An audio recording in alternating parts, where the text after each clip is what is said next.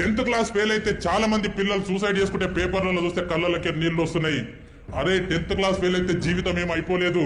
10th class fail అయితే suicide ఎందుకు చేసుకుంటారు తెలుసా? పిల్లలు మార్కులు తక్కువ వచ్చినాయి అని కాదు. ఎవరన్నా ఏమన్నా అనుకుంటారేమో, పక్కింటోడేమన్నా అంటాడేమో, మా చుట్టాలేమన్నా అంటారేమో, మా దోస్తులు ఏమన్నా అనుకుంటారేమో అని చెప్పి వాడేమంటాడో వీడేమంటాడో అని చెప్పి నెగిటివ్ థాట్స్ ఇక్కడ పెట్టుకొని అద్భుతమైనటువంటి జీవితాన్ని నాశనం చేసుకుంటున్నారు నా చిన్నారులు.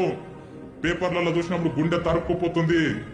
ఏమంత కష్టం వచ్చిందని చెప్పి ఎగ్జామ్ ఫెయిల్ అయితే చచ్చిపోతున్నారా? పాజిటివ్ థింకింగ్ అలవాటు చేసుకోండి మిత్రమా. ఇప్పుడు సపోజ్ నువ్వు ఫెయిల్ అయినావు అనుకో, ఫెయిల్ అయిన స్టూడెంట్ ఇంట్లోకి వెళ్ళి బయటికి వెళ్తున్నాడు అనుకో, వానికి గల్లీలో పోవడానికి భయం అవుతుంది. ఎందుకంటే అరుగుల మీద కూర్చున్న వాళ్ళు అంత ఏమంటారు, ఓయ్ పాస్ అయినవరా అంటాడు. వీడు ఫెయిల్ అయిన చెప్పనికి కింద మీద పడతా ఉంటాడు. రియల్ గా నువ్వు ఫెయిల్ అయితే వాళ్ళకి ఏం చెప్పాలి తెలుసా?